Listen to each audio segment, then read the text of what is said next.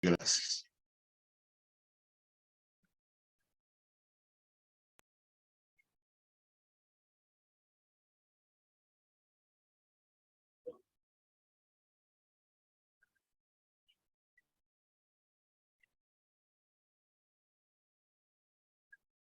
Muy bien. Lo que vamos a tocar hoy día, que creo es uno de los temas fundamentales, no del curso solamente, sino de la auditoría, es el manejo del expediente clínico.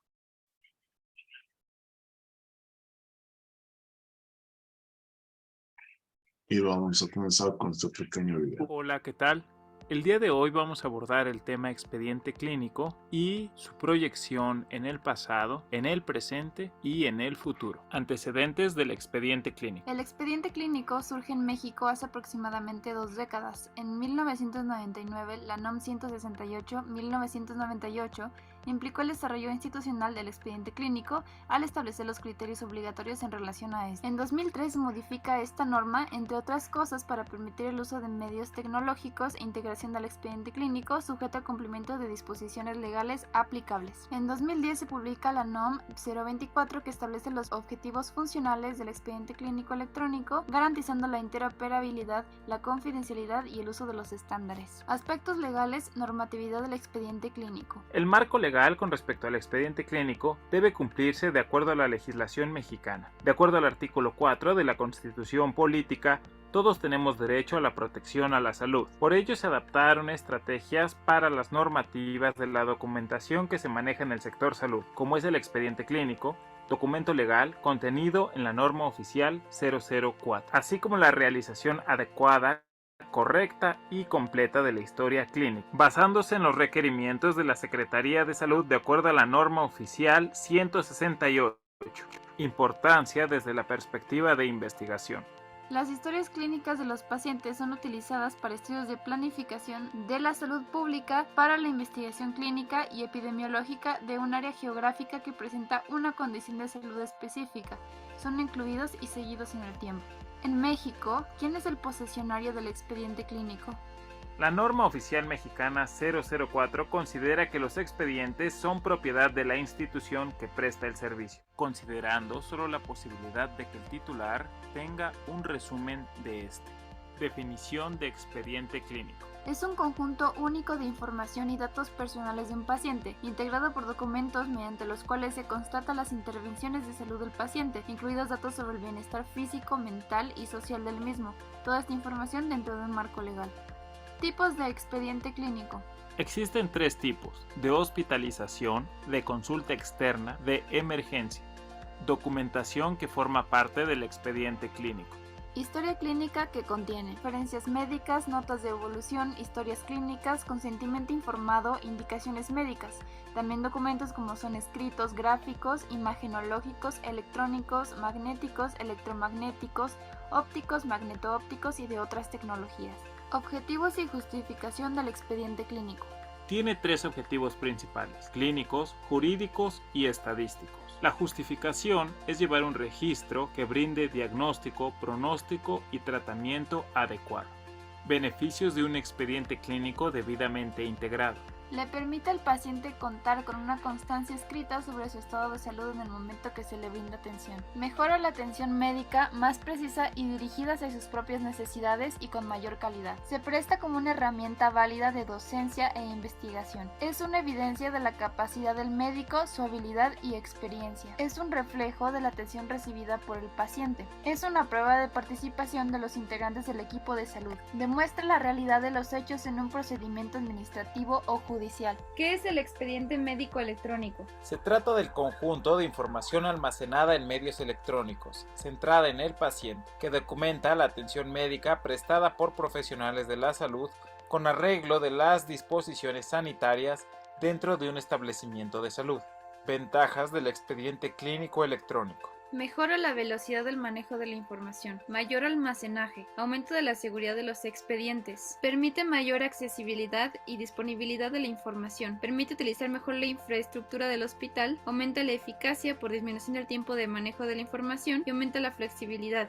Situación actual de implementación del expediente electrónico en el país. Se identifican 65 sistemas en uso a nivel nacional, de los cuales 40 son los servicios estatales de salud, 15 en institutos nacionales de salud y hospitales regionales de alta especialidad, 4 en el IMSS, 3 en el ISSSTE y 1 en Pemex, Sedena, DIF y CEMAR. ¿Cuáles son las ventajas de contar con un expediente clínico electrónico universal? Realizar diagnósticos clínicos más precisos y oportunos gracias a que se tiene acceso inmediato, acceso al expediente desde cualquier unidad médica, accesible al propio paciente desde su propio domicilio, registrado desde el nacimiento a lo largo de toda una línea de vida, brindar información valiosa acerca de la salud a la población y mejorar la integración y articulación del sistema, con más conectividad en instituciones. Muy bien, Hola. con esa introducción vamos a ver nuestro marco normativo sobre el manejo del expediente clínico. Tenemos, bueno, el Seguro Universal de Salud, el Programa Nacional de Calidad de Salud, todo lo que es el PRONACS, el Manual de Auditoría en Salud y Norma Técnica, que lo vamos a ver el próximo lunes como última clase de este módulo, Manual de Evaluación y Acreditación de Establecimiento de Salud, Manual para el manejo, norma técnica para el manejo del expediente clínico, que lo vamos a ver hoy, protocolos de procedimiento quirúrgico y formularios de consentimiento informado.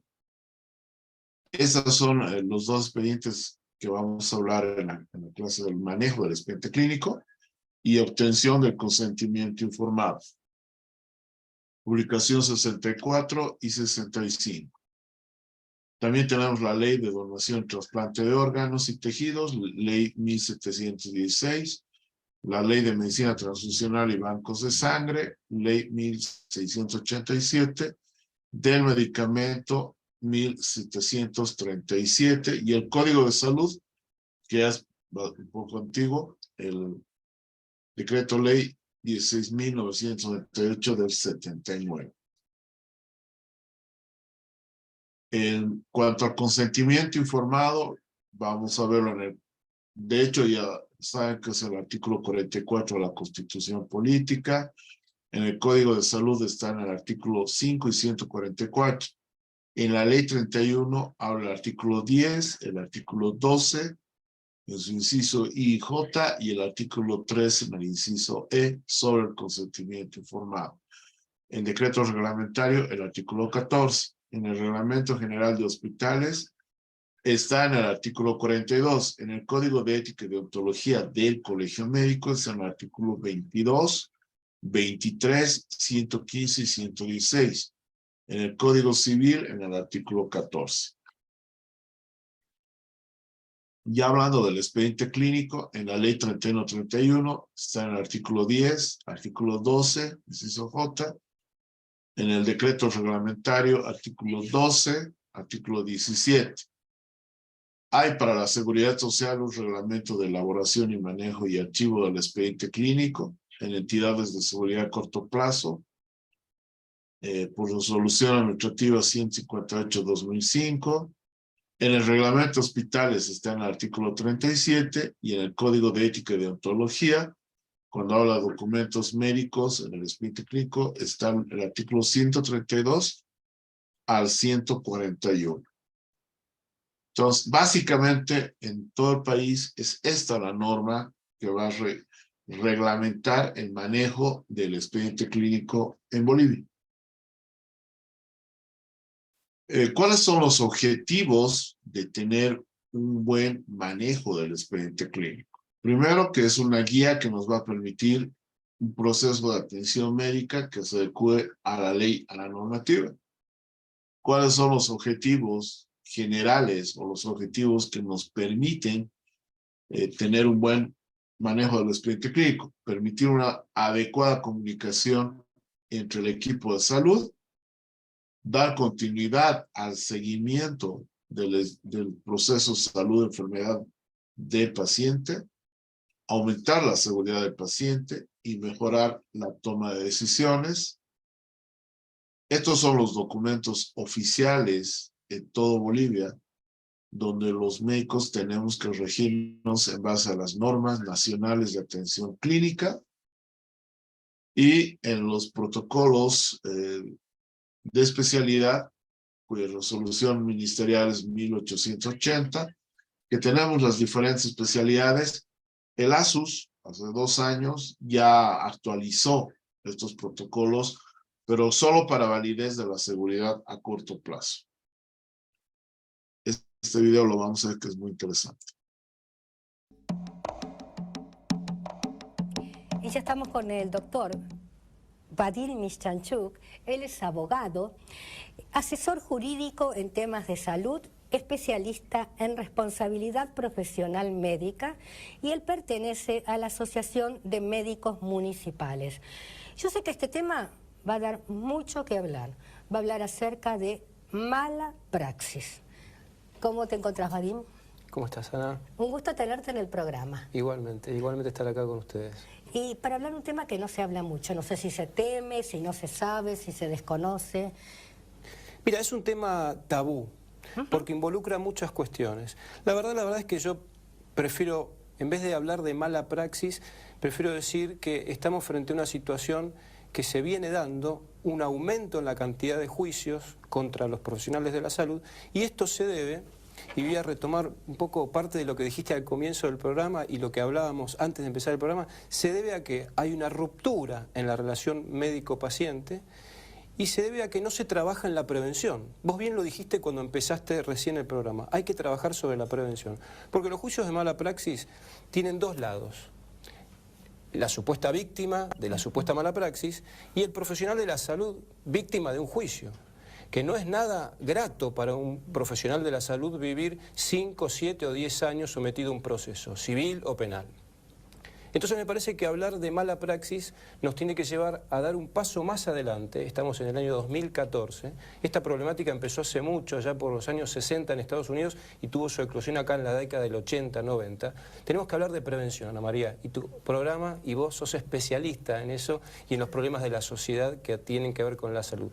Y hablar de prevención nos tiene que llevar a hablar de el error médico, no como un tema tabú, porque a veces el error médico no tiene nada que ver con la mala praxis, tiene que ver a cuestiones de infraestructura, cuestiones de insumo, cuestiones de mucha demanda, mucho paciente para poco médico, y para un sistema de salud que ha roto la relación médico-paciente. Tanto el público como el privado, los sistemas estoy hablando, se han alejado de esa relación del médico de cabecera.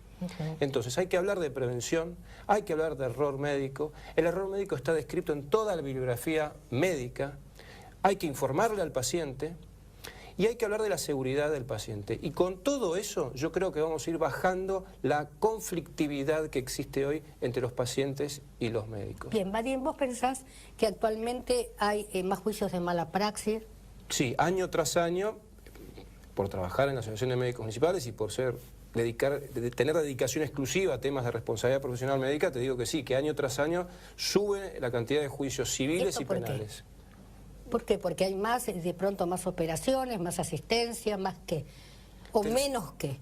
Te digo, no hay más errores médicos, no hay más prácticas que se alejan de la buena práctica, eso te lo puedo asegurar. Bien. Lo que hay es una ruptura entre la relación entre el médico y el paciente. Hay una sociedad más conflictiva, hay una sociedad más querellante, hay una sociedad que exige más el cumplimiento de sus derechos y hay una sociedad tendiente a judicializar las cuestiones. Y más agresiva. Mucho más agresiva, lo hablábamos en programas anteriores, la violencia que vemos en los hospitales. Sí. Todo eso es un combo explosivo que lleva a que las demandas y las denuncias por mala praxis aumenten. Por eso es que este tema no hay que esconderlo abajo de la alfombra, hay que hablarlo. Por eso es que celebro que vos hayas decidido tocar este tema y que me hayas invitado, porque esto hay que hablarlo, porque la única forma de solucionar estos problemas en pos de los pacientes y del profesional médico, que entra en un estado de burnout total frente a la amenaza del juicio y el juicio en sí, hay que hablarlo, ponerlo sobre el escritorio, decir qué pasa, por qué aumentan las demandas, hay más errores médicos, de qué tipo, dónde se puede estar fallando, en qué se puede mejorar. Así que sobre eso hay que trabajar. Por eso es que acepto tu invitación para seguir trabajando en estas cuestiones. Vadim, por ejemplo, vos como abogado, ¿no? Si tenés que defender un caso de mala praxis médica y vos no estás seguro o desconfías, ¿no es cierto?, de la veracidad de los hechos que te relata el profesional, ¿qué haces? Mira, Yo soy ex empleado de la justicia penal de la capital federal y hace 14 años que trabajo para los profesionales de la salud, siempre en defensa del profesional de la salud, no solo de los médicos, sino de obstétricas, licenciados en psicología, etcétera, etcétera. ¿Qué hago cuando afronto un caso? Mira, un viejo abogado penalista dice que el abogado es el primer juez de la causa. Y lo que hago es estudiar, lo que debemos hacer cuando nos enfrentamos a conocimientos que no son de nuestra materia. Es decir, yo soy abogado, soy especialista en leyes y en jurisprudencia. ¿Qué hago? Estudiar. ¿Qué hago? Consulto. ¿Qué hago cuando dudo de la veracidad de lo que dice a quien voy a defender? Bueno, en principio te quiero decir que leo la historia clínica, cotejo los dichos del profesional con lo que surge de la historia clínica, porque en la historia clínica no solamente están las evoluciones de ese profesional, están las evoluciones del que vio al paciente antes y del que vio al paciente después, con lo cual yo puedo cotejar toda esa información y llegar a una conclusión. Ahora te digo que en estos casi 15 años, porque este año se cumplen 14 años que me dedico a trabajar para los profesionales de la salud, te quiero decir que en la cantidad de juicios que me ha tocado participar, nunca he encontrado por parte del profesional de la salud una actitud nociva frente al paciente. A ver, todos en cualquier profesión podemos cometer errores. Y eso no significa que haya mala praxis. ¿Que me ha tocado defender casos de errores médicos? Sí, por supuesto. Claro, cuando uno dice errores, ¿no es cierto? Un error de una empleada administrativa, bueno, se rompe el papel y ya está. Pero un error de un médico es un error con mayúsculas. Claro, sí, pero vos sabés que a veces los errores médicos están originados en errores administrativos. Por ejemplo, me ha tocado defender un caso de un paciente que han operado con la ficha de otro paciente. Esto es tremendo. En la bibliografía médica está descrito, es decir, una pierna por otra, una cirugía de un brazo por otro, un ojo por otro, y eso es un error de una empleada administrativa que deriva en un error médico. Por eso hay que investigar, por eso no hay que prejuzgar. Por eso no hay que decir mal resultado igual mala praxis. No, mal resultado, bueno, veamos qué pasó. Pudo haber habido un error médico. ¿Qué especialidad suele tener mayores juicios? Bueno, históricamente... Porque la cirugía estética está bastante en este momento cuestionada, está bastante vapuleada. Pero el paciente de la cirugía estética es muy particular también, ¿eh? Es muy particular. Pero vamos a las líneas generales. Históricamente la especialidad que mayor cantidad de juicios tiene es la obstetricia, porque son dos pacientes y por las expectativas que se ponen en ese nacimiento, ¿no es cierto? Así que históricamente la obstetricia es la que lidera generalmente las estadísticas. Después sigue la cirugía general por el típico caso de cuestiones que tienen que ver con un abdomen agudo quirúrgico que por ahí se confunde con un abdomen agudo clínico y la cirugía por ahí se demora, pero a veces se demora porque no hay anestesiólogo, a veces se demora porque no hay cama en terapia intensiva. Por eso es que es una injusticia a veces hablar de mal resultado igual mala praxis. No, mal resultado, veamos qué pasó, y a veces las causas de ese mal resultado nada tienen que ver con el profesional de la salud. Pero entonces, estadísticamente, obstetricia, cirugía general, en donde también podemos incluir después la cirugía plástica, pero en los últimos 2 o 3 años hay mucha conflictividad en todo lo que es la atención por guardia y los auxilios domiciliarios. Bueno, ya lo hemos conversado, ¿no es cierto? No sé si en radio o en TV, el problema real que está pasando con respecto a la agresividad, ¿no es cierto? No solo va a juicio el médico, sino que corre hasta el riesgo su vida. Es tremendo, es tremendo. El historial de casos que tenemos y que tengo en el estudio es tremendo. Es decir, desde médicos amenazados con armas de fuego. Desde la Asociación de Médicos Municipales nosotros pusimos en marcha un 0800 para poder satisfacer las necesidades del médico que es agredido en la guardia o cuando está en una ambulancia. Las agresiones son cada vez peores, pero por suerte se han ido encontrando mecanismos para poder auxiliar al médico en esa situación. Bien, Vadim, me quedaría mucho tiempo, ¿sabes?, hablando con vos porque me encanta el tema, lo llevas muy bien, pero me están diciendo corte en corte. Vamos ahora a escuchar un informe acerca de narcolepsia, ¿te parece? Barbo. Adelante. Muy bien. Hay muchos aspectos que rescatar en ese video. Si hacen un buen manejo del expediente clínico y por alguna mala suerte tienen un proceso legal, les va a ayudar mucho, y si está mal manejado, los va a catapultar demasiado. Segundo, que la especialidad de sujeto de denuncias a nivel latinoamericano, porque ese video es de la Argentina, es obstetricia. Tercero, que no se puede asumir un supuesto hecho de mala praxis, responsabilidad, culpabilidad médica de entrada, como lo hace, ¿sí? Entonces es importante, creo que deben reflexionar, el manejo del expediente clínico. Entonces, ¿cuál es la finalidad de tener un buen expediente clínico? Asistencial, de enseñanza, de investigación, de gestión y planificación de recursos, de información. Es un documento administrativo, es un documento médico legal.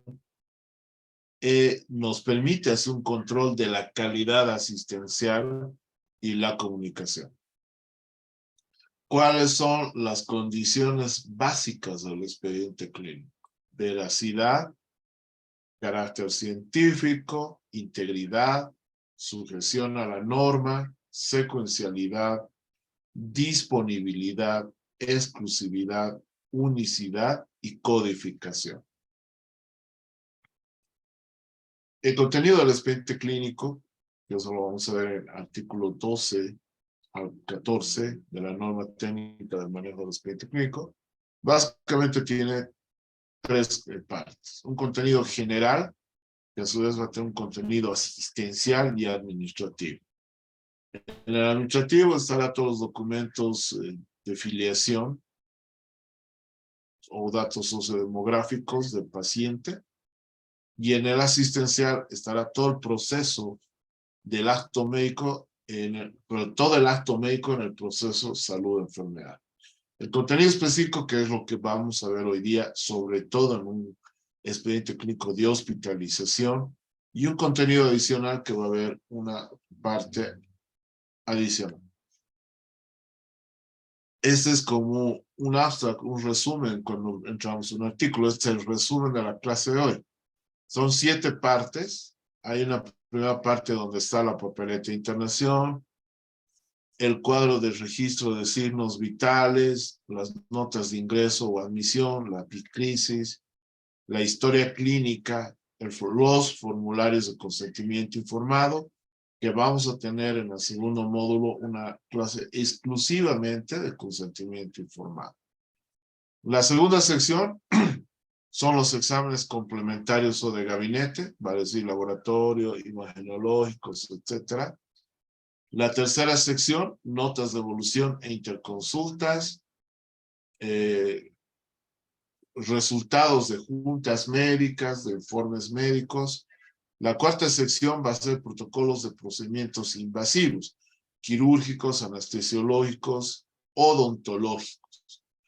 La quinta sección, indicaciones médicas, pausa, indicaciones médicas y de tratamiento. La sexta, notas de enfermería, notas de registro de tratamiento de enfermería, o sea, notas de evolución de enfermería, notas de registro de administración de medicamentos y el de balance hidroelectrolítico. Y en el séptimo, todos los que no he nombrado, documentos administrativos, certificados de función, certificados nacidos vivos, informe de valoración de nutrición, de fisioterapia, etc.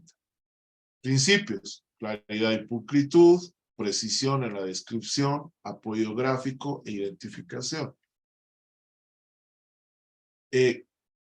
Entonces hemos dicho que hay también 3 tipos de expediente clínico: el de hospitalización, el de consulta externa y emergencias. El tipo que tiene completo las 7 partes del expediente clínico, el que vamos a hablar, es el de hospitalización. Entonces hay una primera parte que pueden llevar un rubor de color, que no, la norma no dice que sea amarillo el primero, ¿no? Pero que sean diferentes.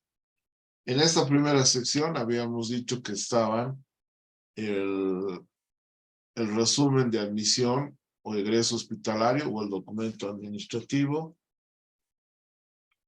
ya, donde están los datos sociodemográficos, cuándo ingresó, cuántos días estuvo internado, si fue trasladado, condiciones del egreso, diagnóstico principal, otros diagnósticos, causa externa, si se debió, condición del egreso, etc. La segunda hoja es la de epicrisis, que en el CICE ya lo tenemos, ¿sí? Entonces, esta epicrisis, que va a tener los datos sociodemográficos, diagnósticos de ingreso, evolución, de egreso, exámenes complementarios, tratamientos realizados. Eso es de diferentes hospitales lo estoy mostrando, ¿no? Entonces, hay, por ejemplo, de ginecobstetricia. Tenemos una papeleta de epicrisis. Acá pongo el de contrarreferencia porque en su estructura es muy parecido al de epicrisis, ¿no? Entonces, por ejemplo, está la contrarreferencia, datos del establecimiento, los datos demográficos, datos clínicos, diagnósticos de ingreso, evolución, seguimientos, recomendaciones para el establecimiento de salud de contrarreferencia, etc. Que en el nuevo incluso está incorporado ya el exámenes de gabinete, laboratorio, ecografía, etc. Y a través de las indicaciones. Sabemos que el original es para el establecimiento de salud que va a recibir la contrarreferencia, una copia del que es realizado y los otros para los comités. Ese es también otro formulario de contrarreferencia o de retorno con la misma estructura, ¿no? Una segunda, fue un segundo formulario en esta primera parte, es el cuadro de registro de signos vitales. Si bien estos de manejo de enfermería es el único documento que no está en la sexta parte. ¿Ya? Entonces tenemos control, temperatura y pulso. Y aquí tenemos los consentimientos informados, que los vamos a ir rápido, porque como les dije, hay una clase exclusiva de esto, pero están de manera general. Esto está en anexos del formulario del consentimiento informado que ustedes tienen en las plantillas, que las pueden contextualizar o adaptar a la realidad de su establecimiento de salud. Este es de hospitalización, este es de intervenciones quirúrgicas, procedimientos odontológicos, ya que están en el expediente clínico, si se hizo la lectura por parte del cirujano, etc. Ahí está el acta de consentimiento informado. No he encontrado una normativa que tenga respaldo para el alta hospitalaria o voluntaria. No he encontrado, no digo que no exista. La más cercana, hace unos 10 años atrás, en un peritaje en procedimientos de enfermería, encontré el ministerio que hablaba de esto, pero después no he encontrado. Y en el momento del debate, algunos de ustedes no encontrarán si hay una normativa que respalde. No la he encontrado. Pero hay que dar una solución. Entonces, si el paciente ha consentido su internación, su hospitalización, etcétera, en cualquier momento lo puede revocar ese consentimiento. Y obviamente a eso se llama revocatoria del consentimiento informado. Después tenemos igual para procedimientos diagnósticos o terapéuticos, caso de LSP, rectosigmoidoscopía, endoscopía, etcétera, llevará un consentimiento informado. Habrá un consentimiento informado para procedimientos anestésicos, para transfusión de sangre segura. Este es igual otro modelo para de solicitud de transfusión sanguínea. Tenemos también para las pruebas de VIH. Hay una normativa que respalda todo esto, una ley. Después vendrá la historia clínica como tal, propiamente dicha, con la hoja de anamnesis, con el examen general, con el examen segmentario, diagnósticos presuntivos, conducta. Esta es una historia clínica ginecológica. La segunda parte que va a estar dado por este único formulario, que es de exámenes de laboratorio, que se lo ordena normalmente el más antiguo abajo y el más actual hacia arriba. Están viendo, tiene ese color verde, un ribete en la estructura, pero también tenemos este tipo de consentimientos informados, perdón, de resultados de exámenes complementarios. En algún hospital lo han dividido uno o varios formularios para exámenes de laboratorio, otros para informes de ecografía, de imagenología, otros para pruebas funcionales de anatomía patológica. No hay ningún problema, porque podemos contextualizar a la estructura de cada hospital. Pero esos son los exámenes laboratorio. La tercera sección, que ya van a ser las notas de evolución clínica, utilizamos el SWAP, pero sabemos que para los establecimientos de salud que se está utilizando el CICE, acá va contra la normativa, pero está así estructurado. ¿Por qué? Porque está la evolución, pero también está la hoja de tratamiento al mismo tiempo, no en la quinta parte. Entonces ahí, por ejemplo, tenemos el motivo de consulta, el examen físico, el diagnóstico y el tratamiento, que lo imprimimos de esta manera, ¿no es cierto? Después tenemos los formularios de interconsulta, que dentro de los cambios ya no es solo fecha, sino la hora de solicitud al hospital o servicio interconsultado, diagnóstico principal, sintomatología y demás. Y sabemos que por normativa se tiene hasta 12 horas para responder a la interconsulta, siempre y cuando no sea una emergencia, porque la emergencia es ya, para ese momento. Entonces, la solicitud y en el reverso estará el informe del especialista interconsultado. La cuarta parte ya son los protocolos de procedimiento quirúrgico anestesiológico y los formularios de referencia y transferencia. Entonces ahí tenemos el protocolo quirúrgico, que no se olviden, diagnóstico preoperatorio, postoperatorio. En el equipo, por ejemplo, el ayudante 1 no vamos a poner interno Gutiérrez o doctor Oviedo. No, no sabemos quién es. O peor, ayudante 1, residente de turno, ayudante 2, interno de turno. 2 años después no vamos a saber quiénes son. Se tiene que identificar con el nombre completo, la duración de la cirugía, hora de inicio, hora de finalización, qué médico inicia y qué médico concluye, hallazgos de la cirugía, el procedimiento que debe estar redactado, un aspecto que se ha ingresado es el recuento de materiales, tanto instrumental quirúrgico, gasas y compresas. A veces conforme o disconforme antes de cerrar. Si se ha realizado biopsias y la condición del paciente luego de la intervención quirúrgica. Y se puede esquematizar la cirugía. Tenemos la hoja de consulta preanestésica, intraoperatoria y postanestésica. Tenemos también los formularios de referencia. Aquí está el motivo de referencia, si ha sido urgencia, si ha sido laboratorio. En perdón, no estaba en el contrarreferencia. Ahí hubo una confusión.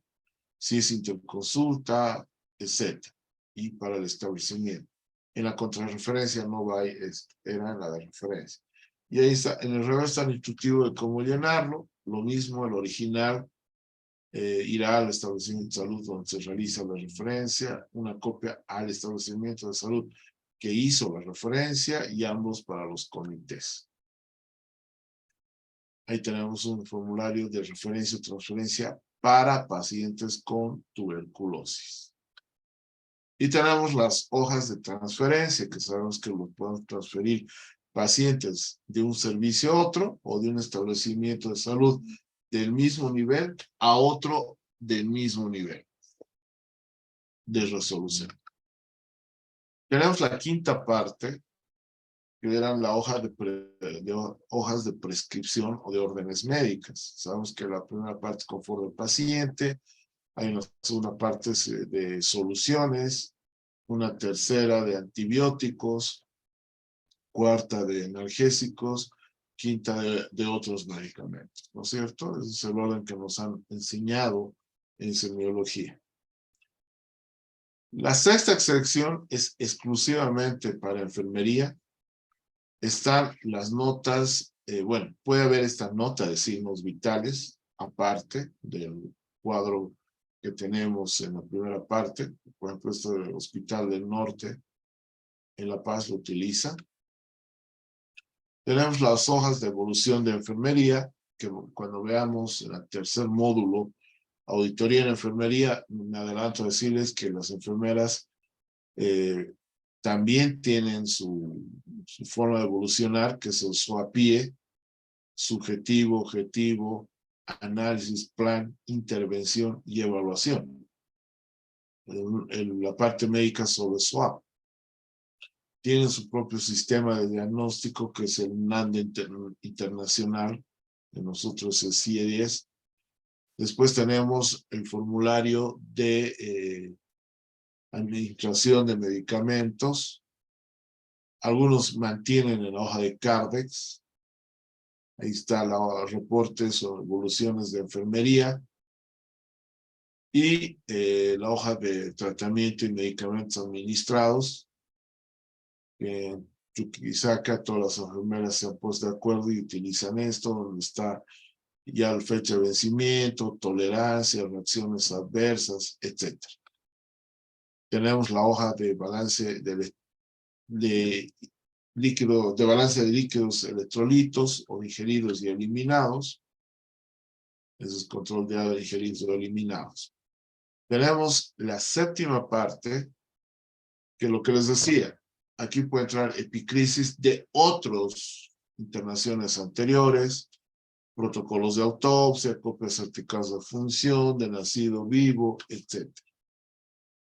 Ahí tenemos formulario, por ejemplo, de evolución de fisioterapia, que no debería hacerla en América, porque ellos tienen fecha y hora y demás, certificados de función, certificados médicos, que saben que ahora es gratuito, el formulario, el informe de trabajo social, la hoja de servicio de nutrición y dietoterapia.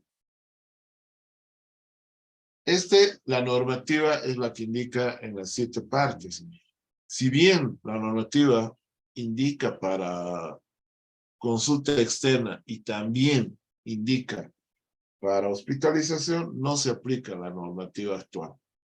Cada establecimiento de salud debería contextualizar, de acuerdo a las normas del PRONAX, su propia estructura. Por ejemplo, el de consulta externa básicamente se va a resumir en el SWAP, subjetivo, análisis, objetivo, análisis, plan, ¿no es cierto? Y órdenes médicas que está al lado. También podemos tener el expediente clínico y de consulta. En realidad, es el expediente clínico de emergencias.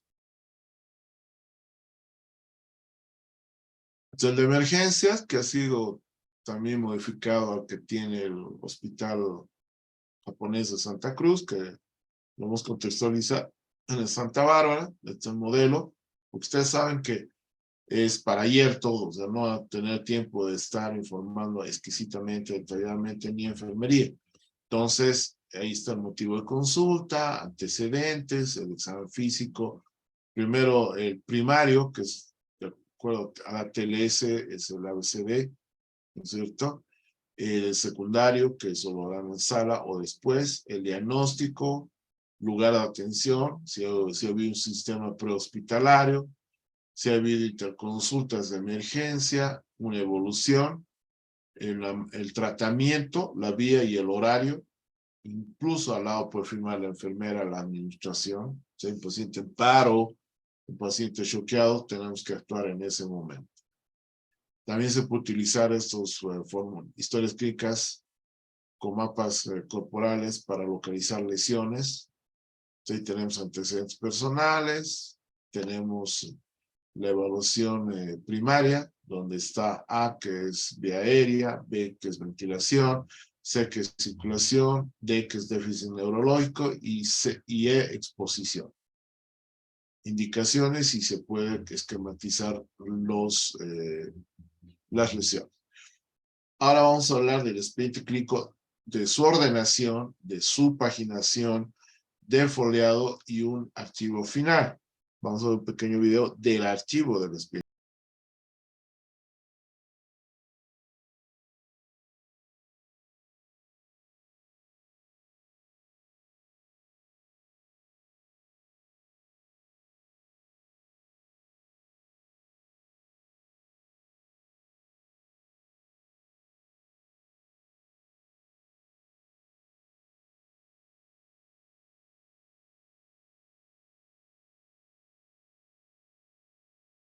El archivo clínico juega un papel muy importante dentro del instituto.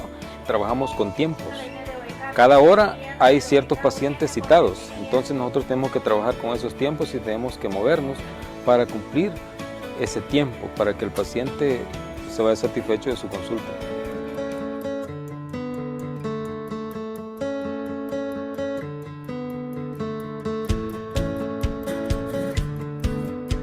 Nos han ejercido ciertos cursos de computación y aparte de eso también otros cursos de humanización que nos ayudan en cuanto al desenvolvimiento de nuestro departamento. El expediente es algo muy importante. Ahí está el historial clínico que el médico le otorga a cada paciente, ¿verdad? Entonces es algo bien delicado con lo que nosotros trabajamos. La satisfacción personal.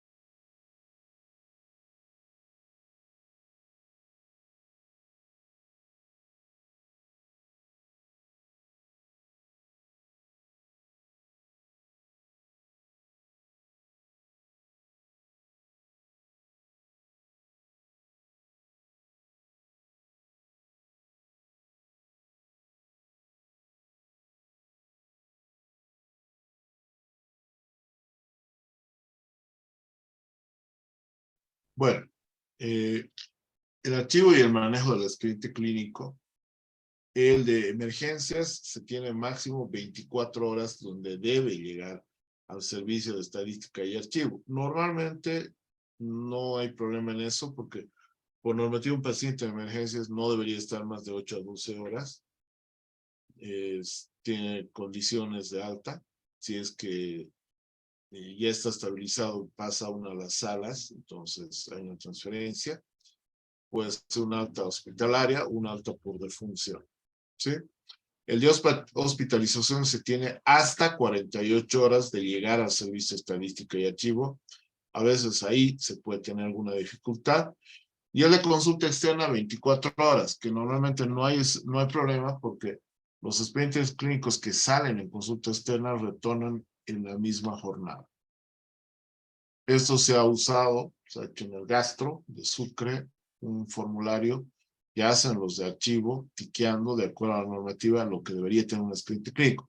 Si no lo tiene, le devuelven y no lo archivan. Esto es un método ideal de poder hacer una forma correcta del expediente clínico.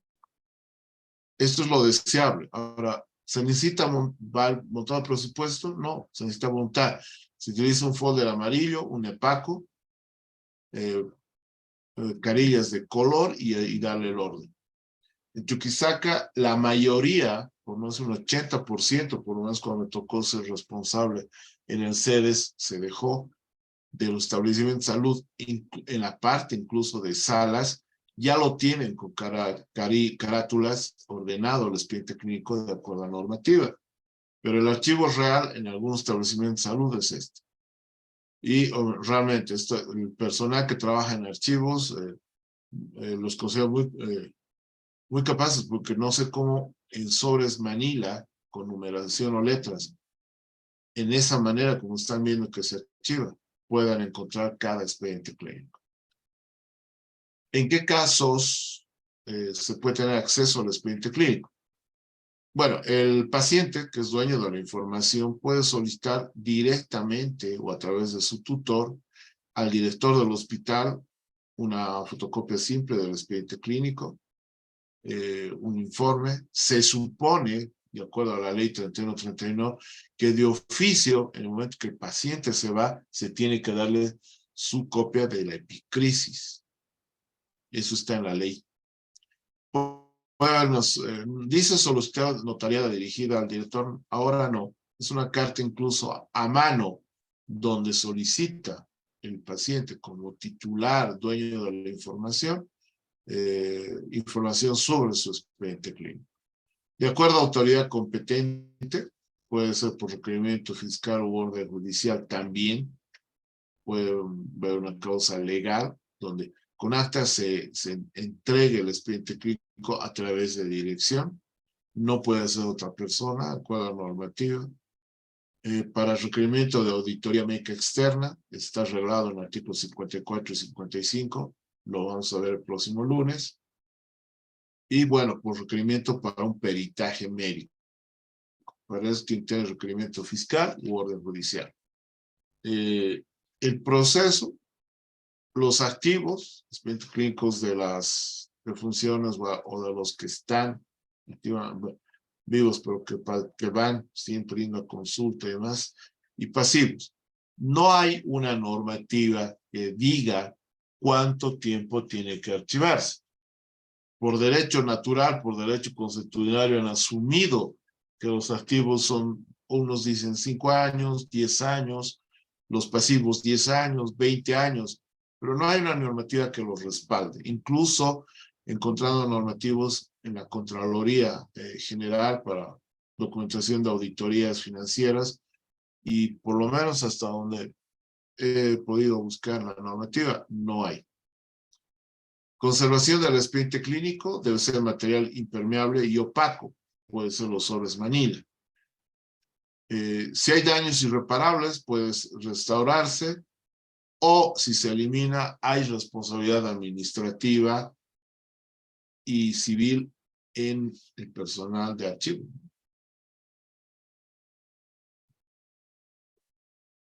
Hay un archivo general de los expedientes clínicos, pero puede haber archivo especial. Por ejemplo, un archivo especial en expedientes clínicos solicitados por tribunales de justicia, para auditorías externas, sujeto a peritajes, para procesos administrativos. Entonces hay que tener un archivo especial transitorio de esos expedientes clínicos.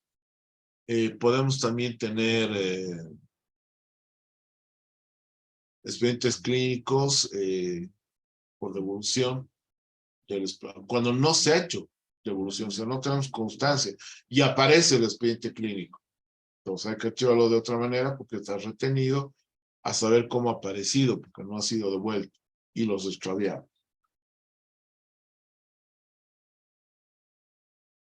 Bueno, hay otra clasificación de los otros documentos médico-legales.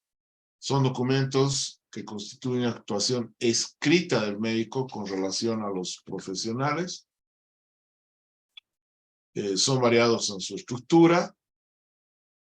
Tiene el propósito de facilitar la comprensión de quienes lo van a recibir. Pueden constituirse como un elemento probatorio. Hablamos del certificado médico, que se caracteriza por dar testimonio o estar en el registro del acto médico en el proceso salud-enfermedad. Vale decir, ya, prevención, diagnóstico, tratamiento de la enfermedad y la rehabilitación del enfermo. Puede ser solicitado a la parte interesada, no se necesita requerimiento de autoridad competente, con solo solicitar el paciente o su tutor, lo pueden dar. El certificado médico es constancia de la actividad realizada por el médico. Cuando se lo solicita, ya exonera del secreto médico porque no sabemos qué destino va a tener. Una copia de este certificado debe estar en el expediente clínico y no va dirigido a nadie en particular. El médico queda relevado del secreto profesional. Utilizamos el formulario en Bolivia gratuito que lleva la misma estructura del antiguo certificado médico, ¿se acuerdan del verde o del rosado que daba el colegio médico con un costo? La estructura es lugar y fecha de emisión del certificado, el nombre completo del profesional, la matrícula del profesional del ministerio, no lo están pidiendo el del colegio médico.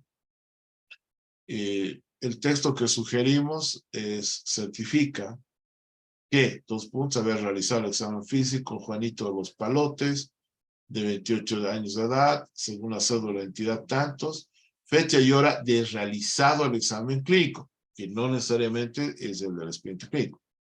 Se puede hacer una impresión diagnóstica, un diagnóstico, si ya tienen exámenes de gabinete, siguiendo el CIE-10 y la firma y sello del profesional.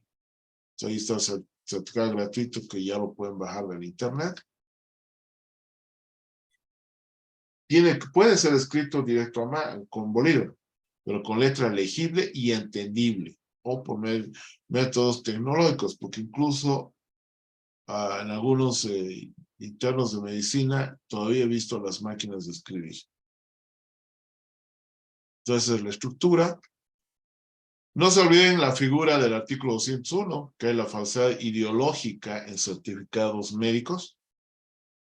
Así que el favor de darle un certificado porque no hay una asistencia de trabajo o algo, piénsenla bien.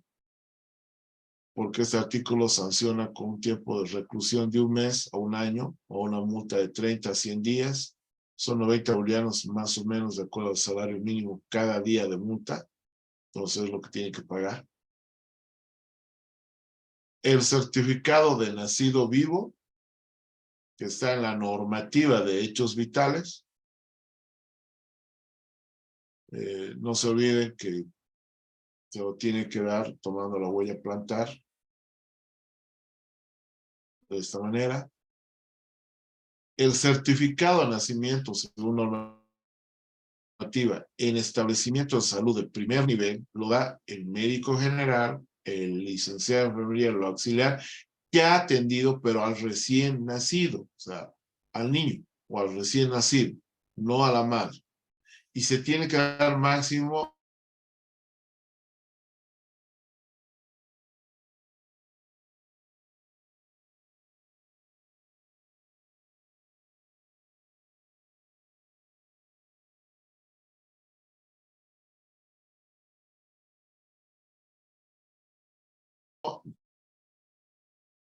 entonces el certificado de nacido vivo, ya está claro, máximo 24 horas.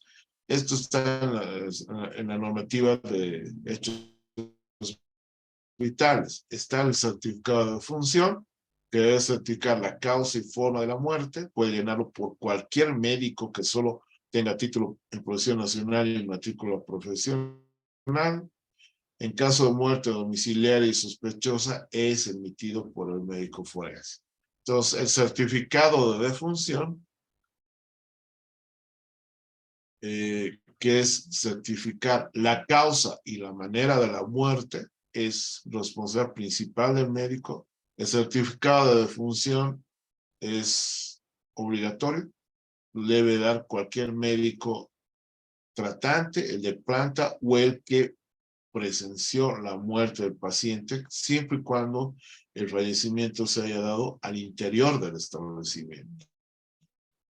Hay un formulario expreso cuya copia debe quedarse en el expediente clínico. En caso de muerte sin asistencia médica, domiciliaria, sospechosa de delito, muerte por violencia o en vía pública, el certificado de función solo puede ser extendido y firmado por el médico forense. La OMS da un formulario donde divide en causas determinantes y causas contribuyentes. No se olviden que ahora ya hay un software parecido al CICE, sobre todo en el sistema público, para llenar este certificado de función, que tiene esta estructura básicamente el país. A, que es la causa directa que provocó la muerte. B, la causa intermedia, que puede implicar enfermedad. Y C, que es la causa básica de la muerte. Puede ser enfermedad, lesión fundamental que llevó a la muerte y otras causas. Ahí está el formulario. No se olviden que no se puede anotar parada cardiorrespiratoria ni falla multiorgánica. La receta del paciente, hay un formulario de prescripción y proscripción. Prescripción es lo referido a las indicaciones que da el profesional o el facultativo al paciente para la administración en su domicilio de la medicación, y la proscripción son las contraindicaciones.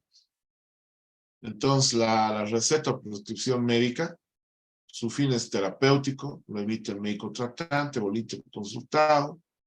Debe consignar los siguientes datos: nombre completo del paciente, nombre genérico del medicamento, vía y cuidados especiales, concentración y dosificación,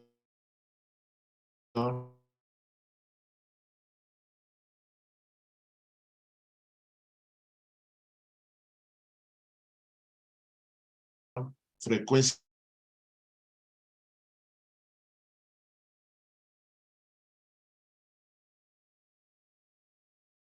Esto debe ser extendido en indicaciones y también puede anotarse en el PICRIS. La proscripción es prohibiciones, contraindicaciones que se establecen los profesionales o técnicos durante el tratamiento y manejo del paciente. Entonces, ¿qué debe verificar la enfermería? Nombre genérico del medicamento, forma de presentación, dosis, vía y cuidados especiales de administración, ¿no? Si pueden provocar lesiones. Estos son los recibos recetarios que normalmente se utilizan dentro de la ley 1152. Esta es la estructura de un recetario valorado para estupefacientes, la estructura de una receta común. ¿Cuál es el deber de enfermería? Velar por el estricto cumplimiento de la administración de los medicamentos. A manera de conclusiones ya, no nos olvidemos que el expediente clínico se debe asegurarse que esté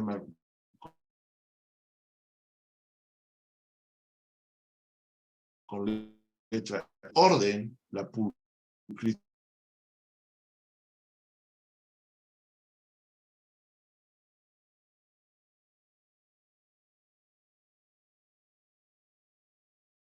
actitud. Vamos a ver este video. Profesional médica, esta es una responsabilidad, ¿no? Una responsabilidad del médico tratante, del médico, ¿no? Y esto es legal, legítimo, porque está regulado por una ley. Y toda su práctica está, ¿no?, regulada por normas. ¿Cuál es la ley, doctor? La ley 3131, pues, ¿no? Ya. La ley 3131 es específica.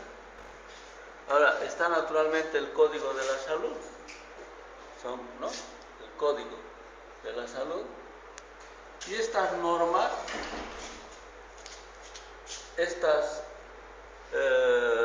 disposiciones legales, estos reglamentos que están basados en protocolos de ejercicio de la profesión. Entonces, por lo tanto, el primer elemento es que la práctica médica es una práctica legal, es una práctica legítima, es una práctica normada. Cuando hablamos de mala práctica, es porque no se ha cumplido esta parte no se de lo basa que en está... las normas y los protocolos. Eso es la mala práctica. Entonces, ¿qué es lo que normalmente, a qué le llamamos mala praxis? A la no observancia de esta normativa, a la no observancia de las normas, de los reglamentos, de los protocolos, ¿no? Que es un tema evidentemente de responsabilidad personalísimo. Eso. Para hacer esto, naturalmente, solamente que tenemos título, estamos autorizados legalmente, tenemos formación integral, ¿no? Tenemos formación técnica, tenemos formación académica, ética, moral, de principios de la vida. Porque es así. Entonces, ¿por qué decimos que no debe haber una ley de la mala praxis? ¿Por qué es negar este principio? ¿Por qué está incorporado en la norma del 31 en la mala praxis? Porque no se ha cumplido este principio, esta ley, esta regulación, ¿no? Por eso que no puede haber una ley que esté basado en lo negativo, en la negación de este principio de la responsabilidad, del bien común, del hacer, ¿no? del hacer el bien a la sociedad. No puede haber, por eso que los médicos no es un tema de protección, no es un tema de defensa, no, es un principio. No podemos estar de acuerdo a que se haga una legislación, ¿no es cierto?, porque desnaturaliza este principio histórico, este principio de la vida, que viene pues desde la misma vida del ser humano. Si los periodistas hicieran nada más una revisión desde los griegos hasta nuestro tiempo, van a ver cómo ha evolucionado los principios legales, normativos, éticos, morales, de todo, pero el principio ético, moral y el respeto a la vida ha permanecido como principio desde Hipócrates. ¿Debe o no debe haber una ley de la mala praxis? No debe haber una. No debe haber una legislación tomando en cuenta lo negativo. No puede haber una legislación lo negativo. Ahora, esta mala praxis que tiene tres componentes básicamente, que está en la 31, que es negligencia, impericia y imprudencia. Esto está plenamente establecido que a través de un proceso de evaluación, de seguimiento, de análisis, que es la auditoría médica externa, es la que es hecho por auditor acreditado, no es cualquiera, es responsabilidad del SER. Esta conclusión de la auditoría externa, si existe indicios entra al proceso para la investigación, a la fiscalía, y la fiscalía pasará al Poder Judicial si sigue que encuentran indicios. Y en la justicia, pues, hacer la investigación en el marco de lo que establece el Código Penal o el Código Civil. Pero antes, en la mala praxis, en esta parte de lo que es el 31, para que vean que no es una ley ni protectora, ni parcial, ni encubridora, ni nada, sino es una ley de regulación del ejercicio de la profesión médica, ha quedado incorporado en un capítulo casi del 50%, que son los derechos de los pacientes. ¿Qué dice en la ley 31? El derecho fundamental del paciente está a la información y al consentimiento. Eso dice en la ley 31. Y esto naturalmente está normado. Si esta norma no se cumple, naturalmente entrará en la categoría de mala praxis. ¿Dónde es el mecanismo de investigación? En la auditoría médica.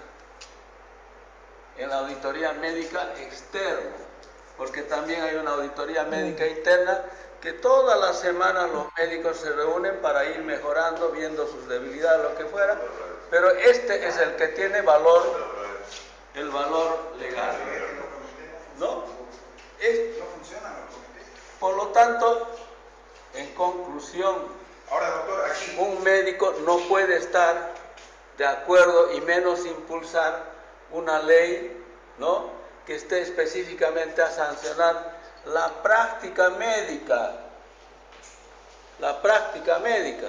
No estamos en contra de que la práctica médica sea evaluado con una visión, ¿no?, sancionadora. Que de entrada esté pensando que hemos hecho algo ilegal. Que de entrada me esté diciendo que tenemos, ¿no es cierto?, una intención de hacer mal, que somos, ¿no?, de maldad. Y es contrario a nuestros principios, es por eso. Ahora, estamos proponiendo que evidentemente esta ley 3131 sea mejor socializada, por eso que creo que es importante en este momento el 3131 junto con el Código de la Salud, que está muy sobrepasado por la historia, decimos que deberá haber una ley general de sanidad o de salud, una ley de la República, una ley general de salud, como la que tiene España, como la que tiene Argentina, donde incorpora todo. Y no es una ley que está dirigida a la regulación solamente del ejercicio de la profesión médica. Esta regula a los médicos, a los odontólogos, a los bioquímicos, a las enfermeras, a los trabajadores, todo el sistema de salud queda incorporado en la regulación, ¿no?, de lo bueno y bien que debemos hacer y naturalmente las fallas que tendrán, ¿no es cierto?, con la parte de lo que es esto, el Código de Salud. Todos, en cualquier parte del mundo, sean desarrollados, medianamente desarrollados, lo que fuera, terminan en el Código Penal y el Código Civil. Todo. Ahora, esto, para terminar, esto no puede estar, ¿no?, antecediendo todo este proceso histórico de desarrollo de la actividad responsable de los profesionales médicos. Yo no le puedo aceptar, así sea el presidente de la Corte Suprema, que me diga que yo soy un médico que hago mala praxis. No le puedo aceptar. Y no le puedo aceptar que me haga una ley específicamente para ir buscando lo malo que yo puedo hacer. Por principio, el médico en la historia de la humanidad se ha formado pues en el principio de la defensa de la vida, de la promoción de la vida. Entonces, a manera de conclusiones, se ve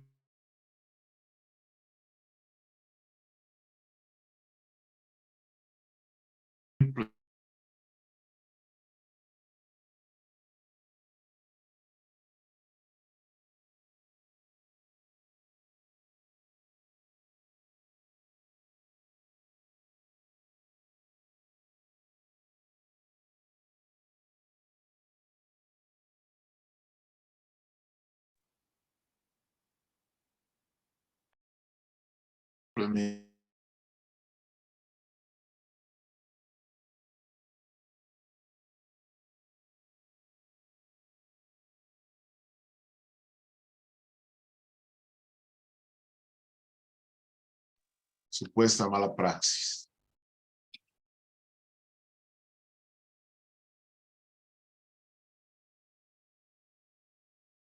Bueno, con eso nos sacó la clase, más bien que ya estábamos terminando. ¿Hay alguna pregunta? ¿Hay alguna